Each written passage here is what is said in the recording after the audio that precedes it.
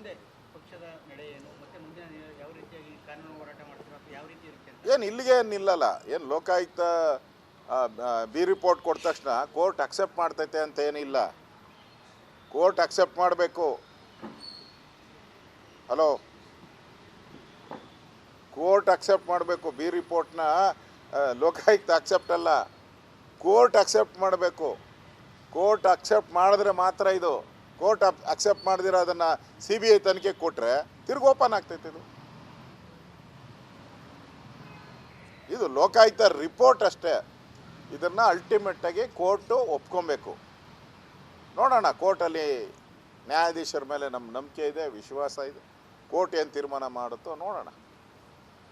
ಈ ಸಿದ್ದರಾಮಯ್ಯ ಮೇಲೆ ಈ ರೀತಿ ಕ್ಲೀನ್ ಚೀಟ್ ಬಂದಿರೋದ್ರಿಂದ ಈಗ ರಾಜಕೀಯವಾಗಿ ಡಾಕ್ಟರ್ ಸಿದ್ದರಾಮಯ್ಯ ಕೈ ಹಿಡಿತಾರೆ, ಕುರ್ಚಿ ಎಲ್ಲ ಆಡ್ತಾ ಇದೆ, ಇತ್ಯಾದಿ ಚರ್ಚೆಗಳು ತಾವು ಕೂಡ ಮಾತಾಡ್ತಾ ಇದ್ದೀರಿ ಸರ್ಕಾರದ ಹೋಗುತ್ತೆ. ನಮಗೆ ನೋಡಿ, ಈ ಲೋಕಾಯುಕ್ತ ಬಿ ರಿಪೋರ್ಟಿಂದ 100ಕ್ಕೆ 100% ನಮಗೆ ಬೇಜಾರಾಗಿದೆ,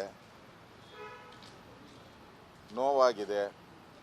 ಆದರೆ ನಮಗಿಂತ ಜಾಸ್ತಿ ಕಾಂಗ್ರೆಸ್ಸಲ್ಲಿರುವಂಥ ಹಲವಾರು ನಾಯಕರಿಗೆ, ಅದಕ್ಕೆ 200% ಅವ್ರಿಗೆ ಇವತ್ತೇನು ನಾಳೆ ರಿಪೋರ್ಟ್ ಏನಾನ ಬಿ ರಿಪೋರ್ಟ್ ಆದರೆ ನಿದ್ದೆ ಅಂತೂ ಬರಲ್ಲ. ಯಾರ್ಯಾರು CM ಕನಸುಗಳು ಇಟ್ಕೊಂಡಿದ್ರು ಅವ್ರು ಯಾರಿಗೂ ನಾಳೆ ನಿದ್ದೆ ಇಲ್ಲ ಅವ್ರಿಗೆ.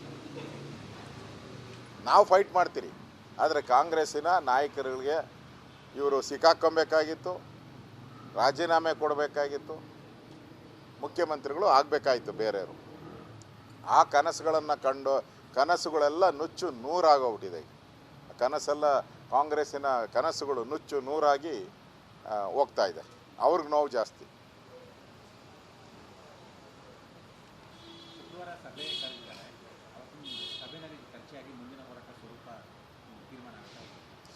ಈಗ ಬೆಳಗ್ಗೆ ಫೋನ್ ಮಾಡಿದರು ನಮ್ಮ ರಾಜ್ಯದ ಅಧ್ಯಕ್ಷರು. ನಾಳೆನೂ ಕೇಸ್ ಸೇರ್ತಾ ಇದ್ದೀರಿ. ನಾಳೆ ಬೆಂಗಳೂರು ಬಗ್ಗೆ ಒಂದು ಚರ್ಚೆಯನ್ನು ನಾವು ಮಾಡ್ತಾ ಇದ್ದೀರಿ. ನಾಡ್ದು ಕೆಲವು ಪ್ರಮುಖರು ಒಂದು 10 ಜನ ಮುಂದಿನ ಅಧಿವೇಶನ ಬಗ್ಗೆ ಚರ್ಚೆ ಮಾಡೋವಂಥದ್ದಕ್ಕೆ ಒಂದು 10 ಜನ ಸೇರ್ತಾ ಇದ್ದೀರಿ ನಾವು ನಾಳೆ. ಆ ಸಂದರ್ಭದಲ್ಲಿ ಈ ಮೂಢ ಹಗರಣದನ್ನು ಯಾವ ರೀತಿ ನಾವು ಮುಂದೆ ತಗೊಂಡು ಹೋಗಬೇಕು, ಹೇಗೆ ಹೋರಾಟ ಮಾಡಬೇಕು ಅನ್ನೋದ್ರ ಬಗ್ಗೆನೂ ನಾಳೆ ನಾಡ್ದು ಚರ್ಚೆ ಮಾಡ್ತೀವಿ.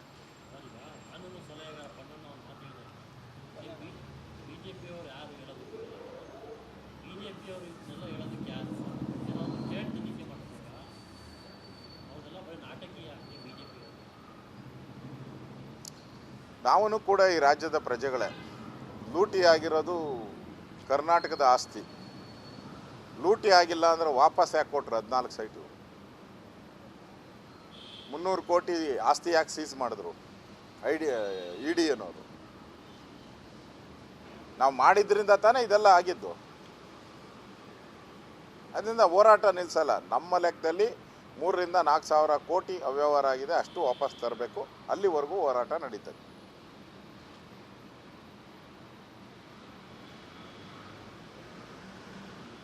ಓಕೆ.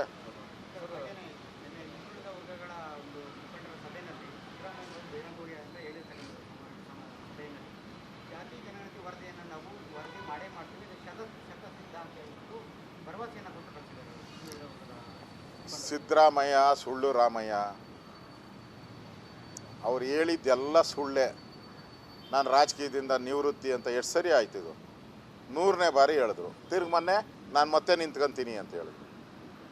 ಇದು ಅಷ್ಟೇ. ಈ ವರದಿ ಐತಲ್ಲ, ಇದನ್ನು ಎಷ್ಟು ಸರಿ ಹೇಳವ್ರೆ? 1000 ಸರಿ ಆಗೋಗೈತೆ. ವರದಿ ಇವತ್ತೇ ಬಹಿರಂಗ ಅಂತಂದರು 2016ರಲ್ಲಿ, 17ರಲ್ಲಿ ಹೇಳಿದ್ರು, 18 ಹೇಳಿದ್ರು, ಸಮ್ಮಿಶ್ರ ಸರ್ಕಾರ ಬಂದಾಗೂ ಹೇಳಿದ್ರು. ಏನಾಯಿತು? ಬಂದು 2 ವರ್ಷ ಆಯ್ತಲ್ಲ ಇವ್ರ ಯೋಗ್ಯತೆಗೆ. ಯಾಕೆ ಬಿಡುಗಡೆ ಮಾಡಲಿಲ್ಲ? ಸಿದ್ದರಾಮಯ್ಯ ಸುಳ್ಳು ಹೇಳೋದ್ರಲ್ಲಿ ನಂಬರ್ 1. ವೀರಪ್ಪ ಮೊಯ್ಲಿ ಅಂತ ಹಿಂದೆ ಇದ್ದರು, ಅವರೇ ಸುಳ್ಳನ್ನ ಸರದಾರ ಅಂತ ಇದ್ದರು. ಇವರು ಅವರ ತಾತ ಸುಳ್ಳು ಹೇಳೋದ್ರಲ್ಲಿ.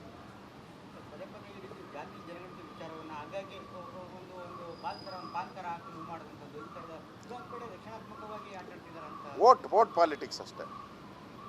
ವೋಟ್ಗೋಸ್ಕರ ಯಾರೋ ಆಂಧ್ರದಲ್ಲಿ ಒಬ್ಬ ತೆಲಂಗಾಣದಲ್ಲಿ CM ಮಾಡಿದಾನಲ್ಲ, ಮುಸ್ಲಿಮರಿಗೆ ಪ್ರೇಯರ್ ಮಾಡೋಕ್ಕೂ 4 ಗಂಟೆ ಲೀವು. ಹಂಗೇನ ಕೊಡ್ತಾ ಹೋದರೆ ದಿನ ಹಬ್ಬಗಳವೆ, ಒಂದೊಂದು ಹಬ್ಬಗಳು 108 ಹಬ್ಬ ಅವೆ. ಎಲ್ಲರಿಗೂ ಕೊಟ್ಬಿಟ್ರೆ ಆಫೀಸ್ಗೆ ಬರೋಲ್ಲ. ಇದೇನೋ ಹೋಮ್ ಫ್ರಮ್ ವರ್ಕ್ ಮಾಡಿಸ್ಬಿಡೋದು ಬೆಸ್ಟು.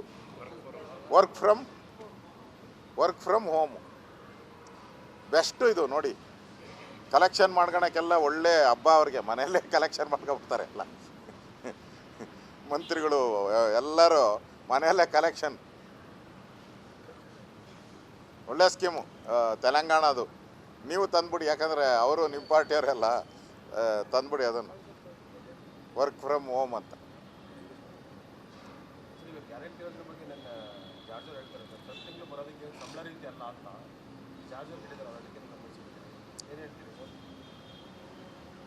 ಪ್ರತಿ ತಿಂಗಳು ಕೊಡ್ತೀನಿ ಅಂತ ನೀವು ತಾನೇ ಹೇಳಿದವರು, ಅವರ ಹೇಳಿದ್ರು, ಪಬ್ಲಿಕ್ ಯಾರು ಹೇಳಲಿಲ್ಲಲ್ಲ. ಪ್ರತಿ ತಿಂಗಳು ಕೊಡ್ತೀನಿ ಅಂತ ಹೇಳಿದವ್ರು ನೀವು, ಮಾತಕ್ಕೆ ತಪ್ಪಿದವ್ರು ನೀವು. ಇವಾಗ ಮಾತಕ್ಕೆ ತಪ್ತಾ ಇರೋರು ನೀವು.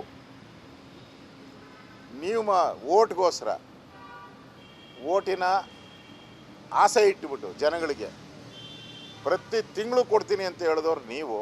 ಈಗ 6 ತಿಂಗಳಿಗೊಂದ್ಸರಿನೂ ಕೊಡೋಕ್ಕೆ ನಿಮ್ಗೆ ಯೋಗ್ಯತೆ ಇಲ್ಲ. ಅವಾಗೆ ನಾನು ಖಜಾನೆ ಖಾಲಿ ಅಂದರೆ ಒಪ್ತಾನೇ ಇಲ್ಲ. ಇವತ್ತಿಗೂ ಸಿದ್ದರಾಮಯ್ಯ ಯಾರು ಹೇಳೋಕ್ಕೆ ಅಂತಾರೆ. ಈಗ ಗ್ಯಾರಂಟಿ ಸ್ಕೀಮ್ಗಳಲ್ಲಿ 3 ತಿಂಗಳು, 4 ತಿಂಗಳು, 5 ತಿಂಗಳು ಆಸ್ಪತ್ರೆಗೆ ಕೊಟ್ಟಿಲ್ಲ.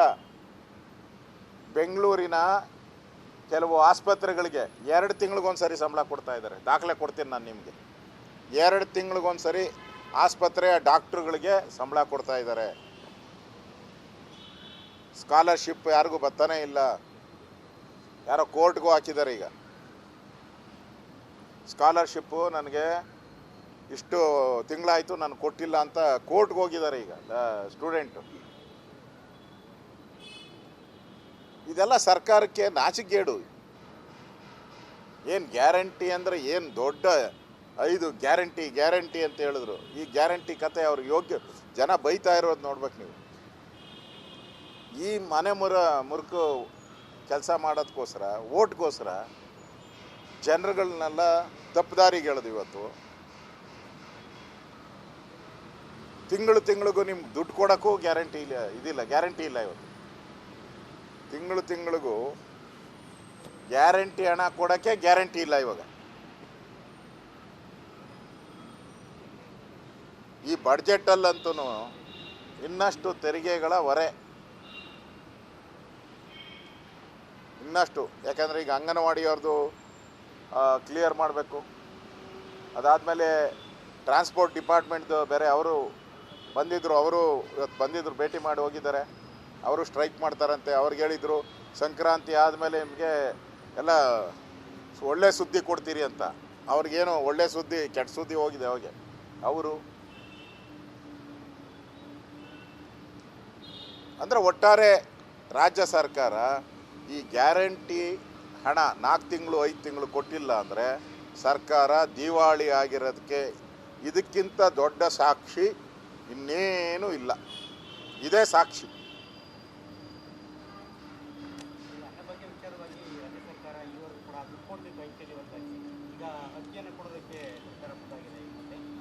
ಇಲ್ಲ, ಕೇಂದ್ರ ಸರ್ಕಾರ ಹೇಳಿದಾರಲ್ಲ, ಪ್ರಹ್ಲಾದ್ ಜೋಶಿ, ನಾವು ಅಕ್ಕಿ ಕೊಡೋಕೆ ರೆಡಿ. 22 ರೂಪಾಯಿ ನಾವು ಎಷ್ಟು ಹೇಳಿದ್ದಾರೆ, 22 ನಾವು ರೆಡಿ ಅಂತ ಹೇಳಿದ್ದಾರೆ. ರಾಜ್ಯ ಸರ್ಕಾರ ತಗೊಳಕ್ಕೆ ರೆಡಿ ಇಲ್ಲ. ಅವಾಗ ಬಾಯ್ ಬಿಡ್ಕೊಂಡ್ರು. ಏನು ಲಬೋ ಅಂತ ಬಾಯ್ ಬಿಡ್ಕೊಂಡ್ರು. ಈಗ ಕೊಡ್ತೀನಿ ಅಂದರೆ ತಗೊಳಕ್ಕೆ ರೆಡಿ ಇಲ್ಲ. ಈಗ ದುಡ್ಡಿಲ್ಲ, ಮೋಸ್ಟ್ಲಿ ಹಣ ಕಟ್ಟಬೇಕಲ್ಲ ಕೇಂದ್ರ ಸರ್ಕಾರಕ್ಕೆ, ಹಣ ಇಲ್ಲ. ಅದಕ್ಕೋಸ್ಕರ ಇದಾದರೆ ದುಡ್ಡು ಕೊಡೋದು ಅಂದರೆ 3 ತಿಂಗಳಿಗೋ 6 ತಿಂಗಳಿಗೋ ವರ್ಷಕ್ಕೋ ಕೊಡ್ಬೋದು. ಅಕ್ಕಿ ಆದರೆ ಹಂಗೆ ನಿಲ್ಲಂಗಿಲ್ಲಲ್ಲ. 1 ತಿಂಗಳು ನಿಂತರೆ ದೊಡ್ಡ ಗಲಾಟೆ ಶುರು ಆಗ್ತತೆ. ಅದಕ್ಕೆ ಅವರು ಕೇಂದ್ರ ಸರ್ಕಾರದ ಅಕ್ಕಿನ ತಗೊಳಲ್ಲ, ಗ್ಯಾರಂಟಿ ತಗೊಳಲ್ಲ. ಯಾಕಂದರೆ ಹಣ ಇಲ್ಲ ಅವ್ರ ಹತ್ರ, ಪಾಪ ರಾವಟಿದ್ದಾರೆ. ಅಲ್ಲಪ್ಪ ಎಲ್ಲಿ ದುಡ್ಡೆಲ್ಲೈತೆ ಈಗ? ಗ್ಯಾರಂಟಿಗೆ ಕೊಡೋಕೆ ಹಣ ಇಲ್ಲ ಅಂದಮೇಲೆ ಅವ್ರ ಹತ್ರ ಈ ರೇಷನ್ಗೆ ಎಲ್ಲಿದೆ ಹಣ?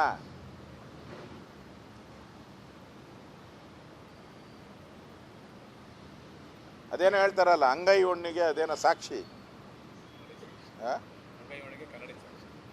ಅಂಗೈ ಹುಣ್ಣಿಗೆ ಕನ್ನಡಿ ಬೇಕಾ ಅಂತ ಹೇಳ್ತಾ ಇದ್ದಾರೆ. ಈ ಗ್ಯಾರಂಟಿಗೆ ದುಡ್ಡಿಲ್ಲ ಅಂದಮೇಲೆ ಇನ್ನೇನು ಇದು ಅವ್ರದ್ದೇ ಸ್ಕೀಮು, ಅದಕ್ಕೆ ದುಡ್ಡಿಲ್ಲ ಅಂದರೆ ಇನ್ನು ಬೇರೆದಕ್ಕೇನು ದುಡ್ಡಿದೆ? ಡೆವಲಪ್ಮೆಂಟ್ಗೆ ಎಲ್ಲಿ ದುಡ್ಡಿದೆ ಇವತ್ತು? ಯಾರಾದರೂ ಕೊಟ್ಟು ಅವ್ರನ್ನ ಸಮಾಧಾನ ಮಾಡೋದು, ಎಮ್ ಎಲ್ ಎಗಳನ್ನ ಒಂದು ಚೇರ್ಮನ್ ಕೊಟ್ಟು ಒಂದು ಗೂಟದ ಕಾರ್ ಕೊಟ್ಟು ಸಮಾಧಾನ ಮಾಡೋದು ಅಷ್ಟೇ. ಸಿದ್ದರಾಮಯ್ಯನ ಹತ್ರ ಇರೋ ಅಸ್ತ್ರ ಅಷ್ಟೇ.